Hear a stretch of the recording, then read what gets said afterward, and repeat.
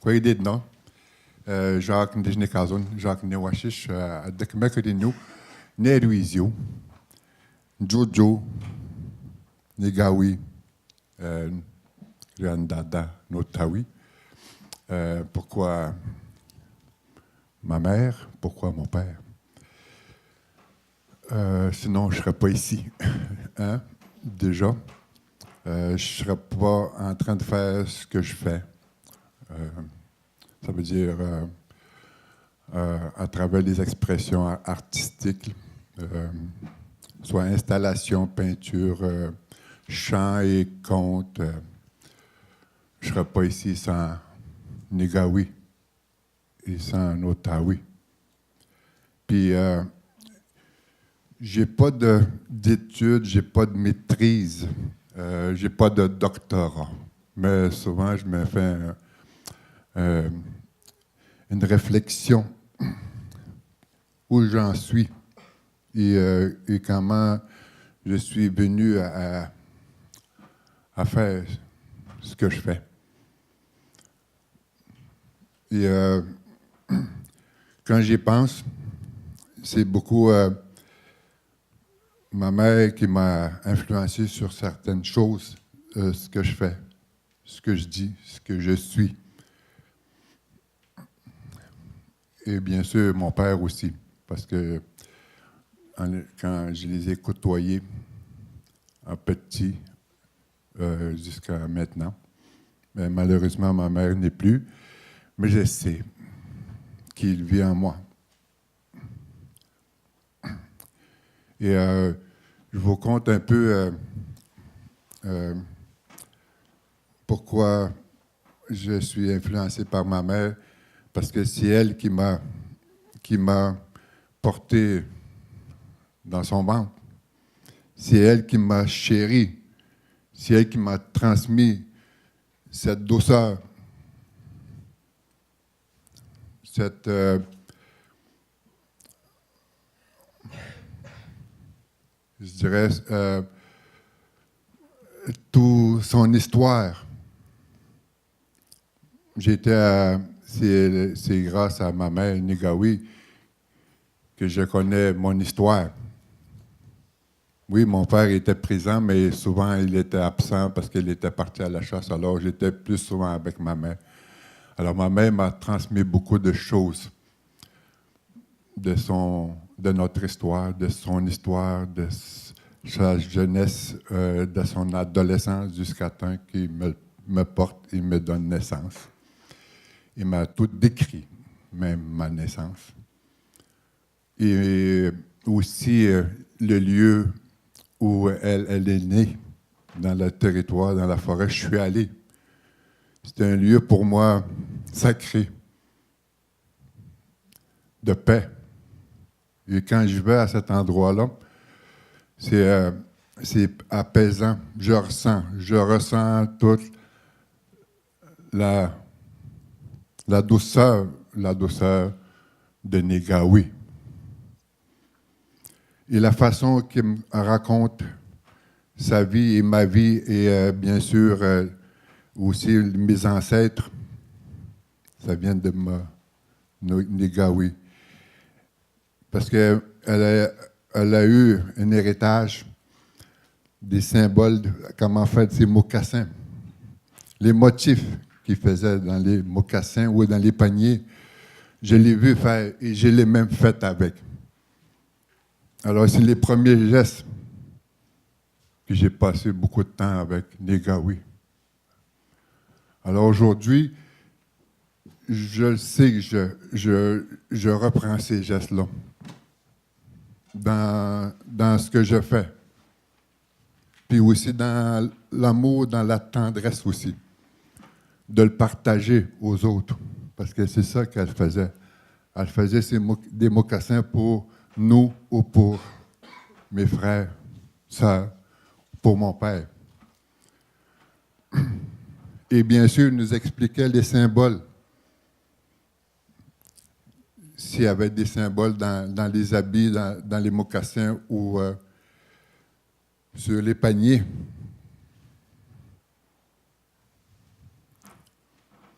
Euh, Aujourd'hui, je prends ce qu'elle m'a légué pour travailler la transmission. J'utilise maintenant une forme d'art différente. Je ne le fais plus dans les paniers d'écorce, mais je le fais sur du papier, sur du tissu. Je le fais tout simplement. Oui, j'ai des réflexions. Quand je fais un tableau, je fais une œuvre. Je réfléchis à quoi qui va être fait, pourquoi qu'il est fait, c'est quoi qu'elle veut dire. Et avec mon père, c'est venu plus tard, jusqu'à temps que je puisse utiliser ces objets. Mais je l'ai vu arriver après une journée complète, le soir, après souper, souvent dans la nuit. Il arrivait parce qu'il avait été chercher ce qu'on avait besoin, ça veut dire de la nourriture dans le territoire. Je l'ai vu monter les tentes où on vivait dedans. J'ai vu ses gestes. J'ai vu comment il prenait soin de comment monter la tente pour qu'on soit bien dans la tente. Comment il prenait soin d'aller chercher une perche. Il prenait soin de son outil qui était vital pour qu'on soit bien. Et tout le temps dans un esprit de respect. Alors, c'est sûr que je l'utilise aussi. Je l'utilise dans ma création, dans la transformation d'une œuvre. J'utilise ces gestes que mon père a fait et comment il le faisait.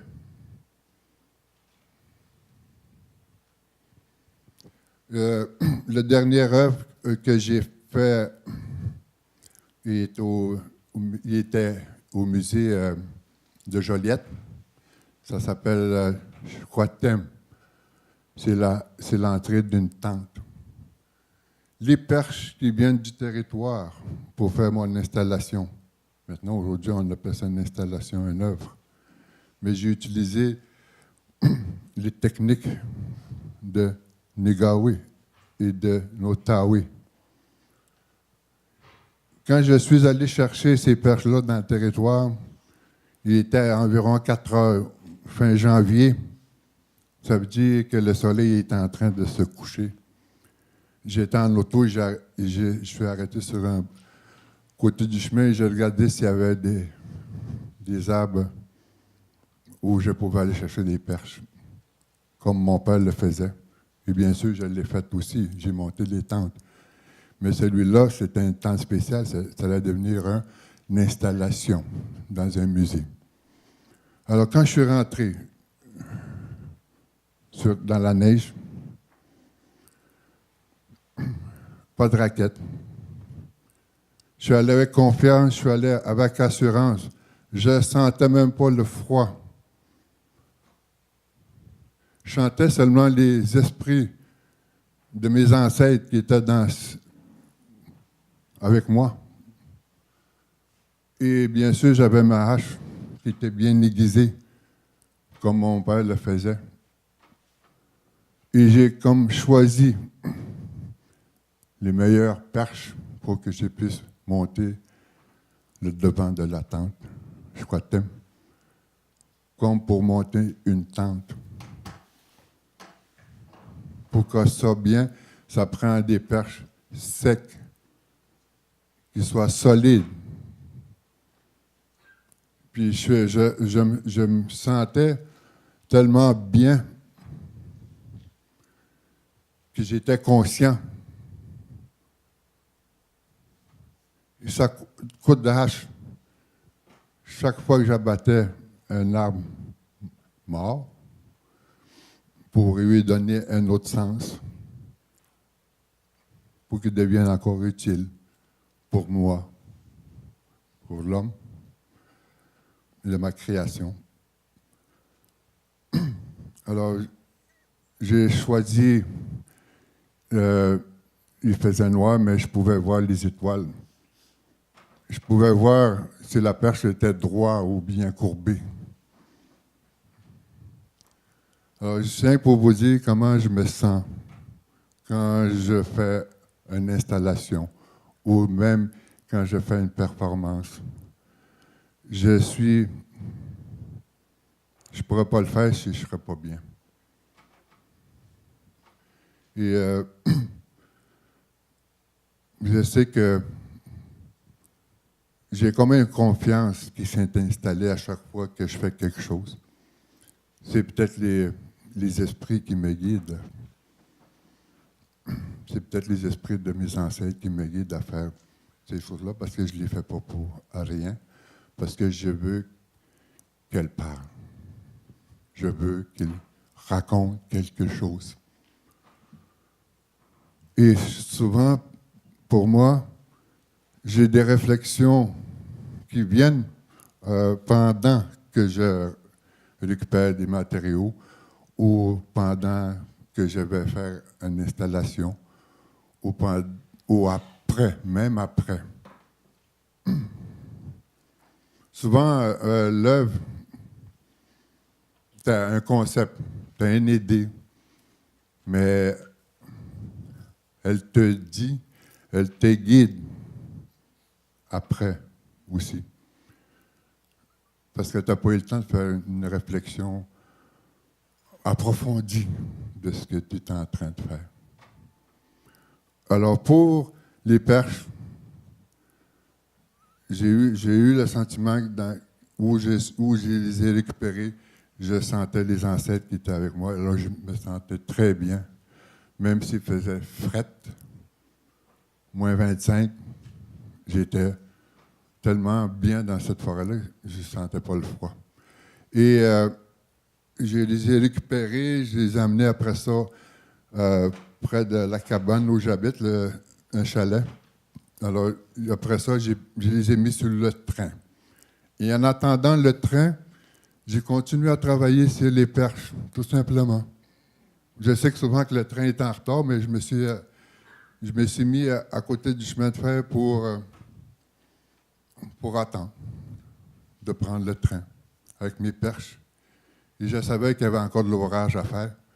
Alors, j'ai fait comme mon père, j'ai dit, le temps, bon, j'ai du temps pour mes perches encore. Il fallait que j'enlève toute l'écorce, tranquillement. J'étais encore dans le même état quand je les ai accueillis. Jusqu'à temps que j'ai fini les derniers perches. J'en avais 15. J'ai eu le temps de finir les 15 avant de les embarquer. Alors, toute l'écorce est restée sur la neige, bien sûr, pour retourner sur le territoire.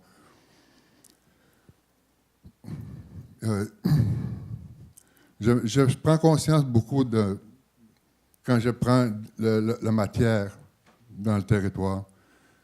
Juste quand je prends une branche de sapin pour ma tente ou pour une installation, je sais que ce geste-là, elle est millénaire.